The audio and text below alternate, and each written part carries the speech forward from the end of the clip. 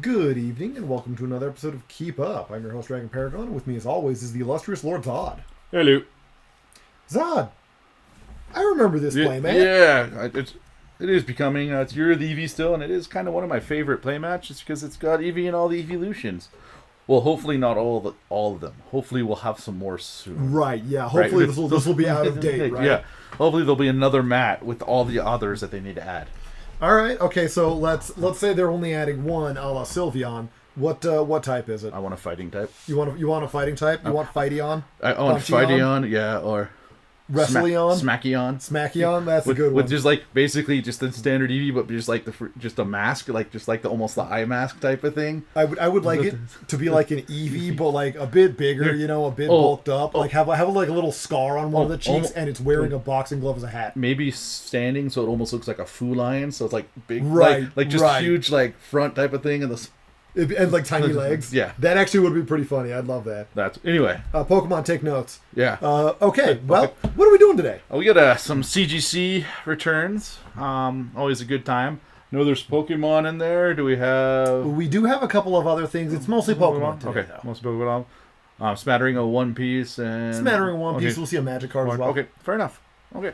Well, I guess we should go without further ado. Yeah, so this next group of cards is coming in from Wade. Wade, thank you very much for choosing us. This absolutely beautiful Japanese Ethan's Typhlosion is the first one you sent in with us. That's a nice way to start with the pristine. It sure is, yeah. And as you can see, it got that big 1-0 in that lovely gold print.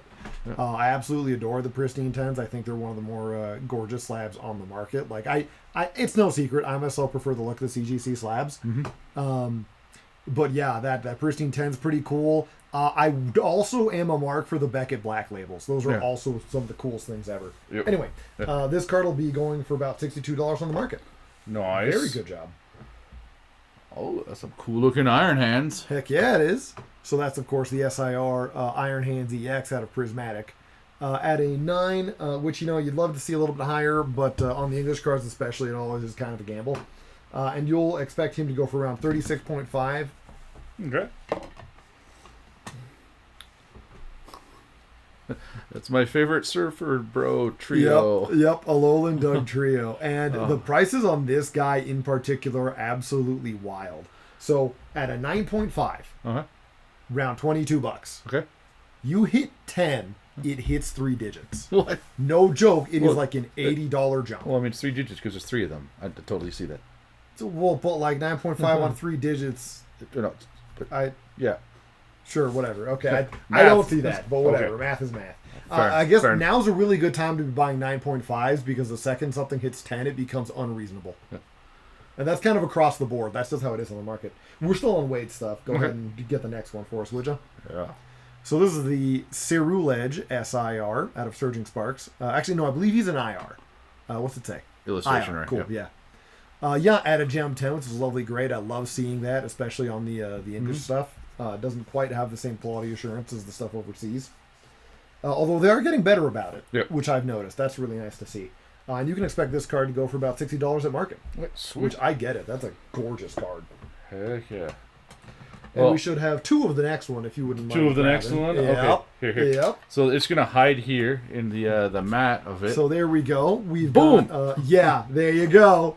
So congratulations, Wade. One of your EVs came in at that big, pristine 10. Absolutely gorgeous. 9's not a bad grade on the other one either. Although these days 9 tends out being just a little bit more than ungraded. Yep. And you got to get 10 to value up, which is crazy, but that's the world we live in. Yep. The 9 goes for about $26. The pristine 10 goes for $128. Nice. So yeah, that's literally $100 difference. Yep. Isn't it crazy? Yeah. Heck yeah. And we have 2 more coming from Wade. Okay, You get the next one, would you? Because the last one for Wade is a bit of a special case. Okay, so these 2 I'm going to show together because of what they are. Or stuff get out of. Yes. Okay. That is correct. Definitely show those together. Okay. So yeah, these are the Bear Walker crossover cards. Bearwalker is a skateboard company. Okay. And I believe the first time they did it was 2022. You could get a Evolution skateboards, and they came with these cards in them. And then they did it again, but you couldn't get all of them. You could only do Umbreon and Espeon. Okay. And you had to get the skateboard to get the card. So these are pricey cards, and they're getting pricier very quickly. Yeah, those are pretty cool. Yeah, They're really also are. numbered out of 930 and out of 1800? 1600. 1600. But yeah, no, that's absolutely right. They made more of the Umbreon one because, well, It's I Umbreon. mean, they know what they're doing. Yeah. But yeah, these are absolutely really cool cards. It's an honor to be able to show them off on the show too. I think they're foiled. Yeah, I think they've got some. They've got foiling to them. Cool stuff. They're really cool. Yeah. So at a 9, you can expect the Umbreon to go for around $200, and in about 3 weeks to a month, you're going to see that jump sharply in price. And the reason I'm saying that is because when I was doing my research, I saw count them, 9 on sale at the price I quoted, which was $200. When that's gone, I don't know that there's going to be more. The Espeon at 8.5, you can expect to go for about $140. Same sort of thing, but it's probably not going to be as dramatic a jump because it's not Umbreon. Yep. So Wade, thank you very much for bringing those in. They're really cool. It was an honor to have your stuff on the show. And I hope you have a good one. So let's see. What have you got next there? Got it. So this next card is going to be from Magikarp Travels. And they picked quite a couple of cards to come in with us. So yeah, this is the Ancient Mew. As many people know, that is the movie promo that came out for the Pokemon movie. There are actually several ways to get an Ancient Mew card, and the Japanese one has lighter printing. There was also a Game Boy exclusive, a second wave of them, and a really cool looking Ancient Mew. It's actually really funny looking. It's you'd think it was fake if you saw it. Okay. It's actually completely different from this one, but still has kind of a hieroglyphic style. Okay. But let me tell you, they did not pull it off as well. But it's a much older card, so the cheesiness actually kind of endears me to it. Yeah. Fair enough. Anyway, we're talking about this one. This one's great. It's really hard to get these in good condition. At a 7.5, it's still worth around 80. Nice. Yeah. Quite a card. Quite a card. Okay. So this Eevee promo, I like to refer to as Drunk Eevee. Yeah, I was like, oh man. I adore it. I absolutely adore this card. It's so good. I've been trying to get one for my personal collection for quite some time now. 9 is a good grade for it. And at a 9, you can expect this card to go for just over $180. And this is from the Pikachu and Eevee GX collection. So this is one of the cards that was just kind of loose in the thing. Yes. Okay. I just want to make sure. Before they had shaped plastic inserts to protect them. Yeah. Back when they just got shotgunned in there by an underpaid factory worker. Okay. Just making sure. Yeah. It's history. Mm-hmm.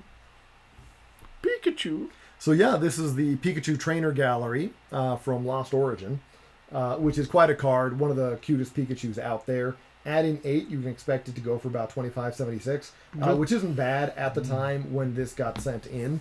Its single price was around $13. I think it probably has gone up. If I had to guess, it's probably around a $20 single at this point. Okay. I do remember when it was $5, which that would have been a really good time to get them. But yeah, it's at $20 is not bad for a card that cute. I honestly think it's still got more to go. All right, let's get that next card here. We got a Staraptor. Yeah. So Magikarp Travels, thank you very much for bringing this one in. This is out of one of the Japanese movie commemoration packs, which I believe those were random. So you didn't know what was coming out of them. Staraptor, I mean, like, we're not kidding anybody. It's not going to be many people's favorite Pokemon here. But it's still a lovely card. It's done with the movie art, and it's got Ash Ketchum on it. So that's actually a pretty cool thing. At a 6, unfortunately, it doesn't do much for the value. You'll probably be able to find a Psyop like this for between $10 and $15. If you can find it. That's going to be the thing, right? Right, yeah. But it's a very rare sort of thing. Magikarp Travels, thank you very much for bringing your stuff onto the show. I hope you enjoyed your cards. All right. And what's our next one there? Some Gardevoir. Okay. So SIR. So the Gardevoir SIR. Give me just a sec here. We've somehow gotten out of order. Here we go. So that is from Noriko. Noriko, thank you very much for choosing us to grade your cards with. The Gardevoir SIR is quite a card. It's been quite sought after. Unfortunately, at a 7, it doesn't do much for its value. It's at $22.16.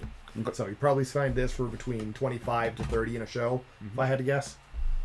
But we do have the rest of the series as well that were graded through us. And for those of you who haven't seen them before, you're going to see them in like reverse time here. But it tells an ongoing story of the family with the Pokemon in these art cards. And it's just a great thing. That entire era was doing that, and it really came out well. 9.5 is a much better grade. You can expect this card to go for around 40. Nice. And I guess they just get better as they get younger. Is that the how it goes? Yeah, this particular Gardevoir had Benjamin Button's disease. Yeah. But yeah, here we've got the Ralt. You see the family's just there moving in. And at the Gem 10, something absolutely insane happens to this card. It becomes $150. Nice.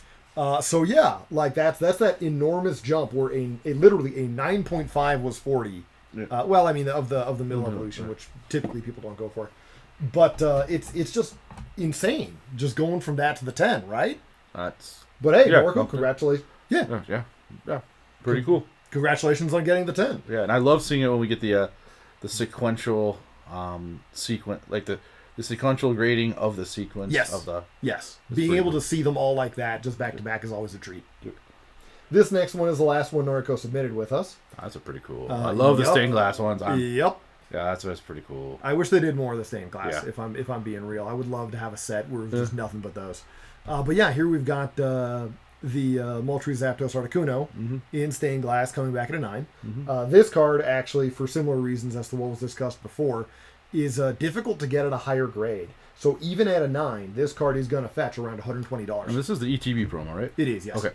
Yeah. And they've gotten better about packaging them, but in that era, it was like just loose in there. Yeah. I remember some coming like wrapped around the packs. I'm like, thanks a lot. Yep. Cool. Yeah, some of them just came at a 90-degree angle. Yep. So that is the end of Noriko's card. Noriko, thank you very much for choosing to grade with us. We always appreciate having you on the show. Okay. Is this our one piece card? Not our one piece card, but this is one of them. Okay. Kuro is making his debut. So today? This is submitted by Yukaiga over at Blue Fox Unbox. Yukaiga, thank you very much for choosing us. Love having you on the show here. They happen to be a big Kuro fan, and this is the alternate art parallel from the set. So this was like the highest rarity Kuro in that set, which I can see why. It's a lovely card. Coming back at a pristine 10. Absolutely gorgeous. This card currently commands value of around $72. Nice. Yeah, it's pretty cool. Is this our one magic card? Yes. This might I think it is. This will definitely be the first time I've seen us grading an art card. Yes. I don't know if it'll be the last time, because let's be real, they got some pretty sick art cards there. And you're now able to get art cards of like Spider-Man characters and Final Fantasy characters. Yeah. So this is the signed art card for Sorcerer's Schemes, coming back at a lovely Gem 10. And this was submitted by BG Lely. BG Lely, welcome to the show. And you had a pretty good pick here. Obviously, you took very good care of your card. At a Gem 10, you can expect a card like this to go for about $35. Okay, not bad. Yeah, considering it's a $2 single, not bad at all. Not bad at all.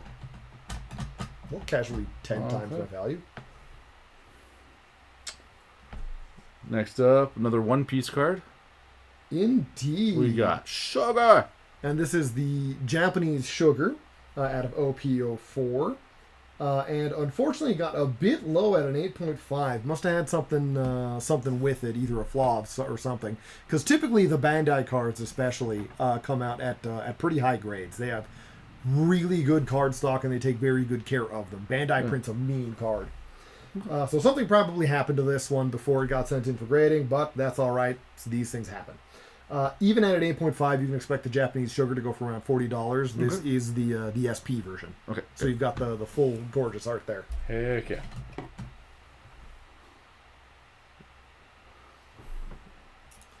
All right. Yes, Lewis Clefairy EX. Okay. Yeah, I just want to have some fun. This Liz Clefairy EX, what number is this? Is it 173? Okay. Yeah. Is sent in by Wyland G. Wyland, welcome to the show. Thank you very much for being with us today. Love to see your Lily's Clefairy come in. You can expect this guy at a 9 to be about 2025. Mm-hmm. Which is a healthy upgrade on the price of the single, who's about 10. Nice. Not bad. Yeah, no, not bad at all. It gets overshadowed by the SIR that's in the same set. Yeah. But it's still very gorgeous. Yeah.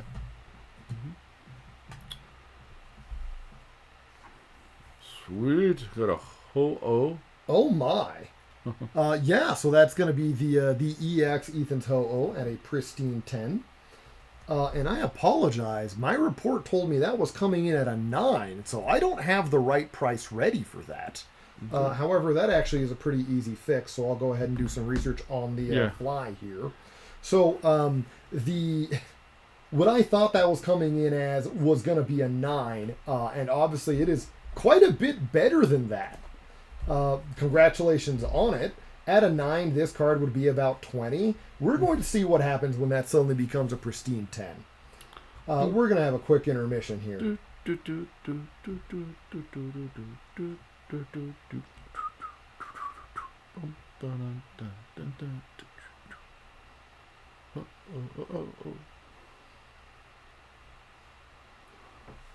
Still with us? Perfect. Yeah, turns out it triples in value. This card is about 60 on the market. There you go. Yeah, absolutely. Way better. Extremely. And again, it's often overshadowed by the SIR version, but this is a good-looking card. Like, look at that. Let's see if we can get a nice view on it. All right. Yeah. Okay. Wyland, thank you very much for submitting cards with us. Let's go ahead and head on to our next submission here. Okay, for all those Final Fantasy IX lovers, we got some crystal fragments. Oh, I apologize. I had mixed up my notes earlier. The Sorcerer's Schemes art card that was submitted was actually submitted by Ash. Ash, my apologies on that one. This one is from BG Lely. Okay. So, yeah. This card right here is also coming in at a 10, which I love seeing. Oh, was that a 10? It was a 10. Yeah. Also love seeing that. It is the crystal fragments in Japanese with the borderless art. And I believe that's Final Fantasy 9 there. Yeah. Is it Final 9? Yeah, Cool. it is 9. Yep. Yeah. I would be in big trouble if I got that one wrong because that's one of the wife's favorites. Yeah. So it's an absolutely lovely card. Again, you'll expect a card like this, which is normally pretty easy to get, to jump to $35 in value at the 10. Nice. Indeed. And I like seeing some Final Fantasy cards come in. That's a good time. Ooh. Yes. Picked the right playmat with all the Eevees today. We did, didn't we? We got some cool Sylveon. You know, stock in Eevees is rising. It has been for a while, and you can probably expect it to do so for a little while longer. Yeah. This is a reverse holo Sylveon out of Shrouded Fable. It's, a pretty common card, but the reverse holofoil is always looking pretty good. They've been adding a lot more flourishes to the reverse holos, and I've been enjoying seeing that. Yeah. 9.5 is so close to that big 1-0, but it's going to keep it from hitting any truly high value. You're going to see this card for like 12, 15. Okay. Not bad. Okay, did you send in these next two? Maybe. Okay. Just checking. Yes. Yeah. So, very happy to see that one coming in. That's, of course, going to be a little Vulpix V from Incandescent Arcana. That is the super rare version, which is the alt art. And seeing it come back at a pristine 10 is pretty cool, Like, I would not want to have bought that card because that one's about 70. Nice. That is quite a bit more than my Vulpixes are typically worth. Yeah. So I'm not really used to that, Gotcha. So yeah, very, very happy about that. Okay. Anyway, this one's more my speed.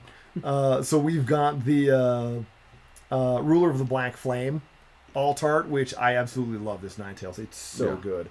The Japanese one is quite a bit cheaper than the English. And I decided I had two of them because I accidentally bought two. So I sent one in to get graded. Pretty happy to get it at a 9. That's not a bad grade. It's worth about 17.5. Typically you see it with a lot of the modern cards you'll see with a bit of inflation, especially if you find them at a show. So if I were to buy it, it'd be like 20, 25. I'm kind of glad I just sent in. That's pretty good. Yep. Sick. And I think that's it for... Indeed, that should be it for most of them. We also have a couple of regrades coming in. Okay.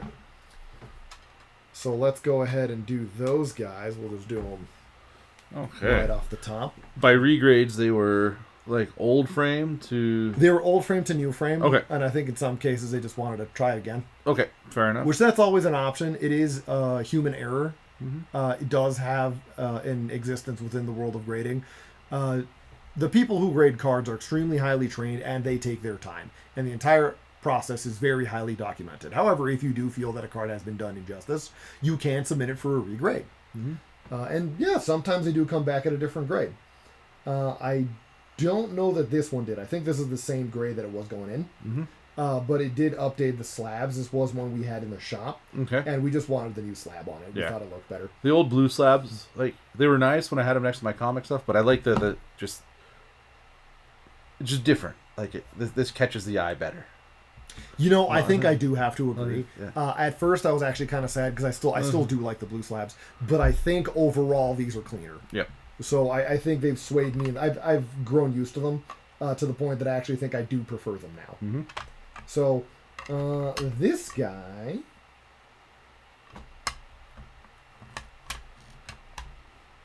He's not in my notes. Okay. You want me to put all the regrade ones just out? Or? Yeah, just set them aside. Okay. We'll just talk to them as they go on. We'll just show them off. Yeah.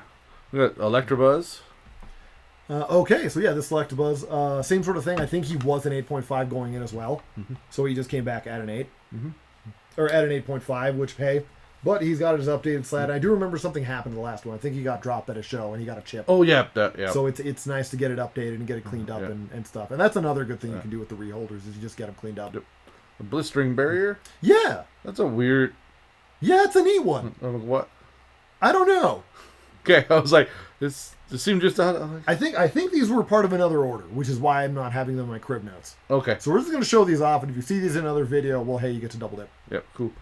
That Anyways, was neat. It's a common from Mirage. Yeah. It's like 20 years old. Yeah. No, I do believe that at a 9, that card is like legitimately like $25, $30. Which is interesting. Yeah. It's just funny to see, you know? Yeah. And then Heroes Medal. Yeah, here's a Heroes Medal.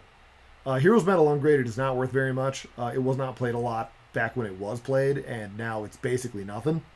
It's like $6. Okay. So, at an 8.5, I imagine it might have valued up a little, but I don't think it's much. Like, with how grades have been going, where basically the 10s are where all the big money is, and you lose money on not a 9, I would not be surprised if that card were like an $8 slab. Okay. Fair enough. Which, like, that's a thing now. That never used to be a thing. No, that's not true. There were some, but, like, it was a lot rarer. Yeah. Well, anyway, that's all I've got for you on this batch. Thank you all for joining us. And remember, they are coming. Yep. Them. They are coming. Oh, they just went. Uh-oh.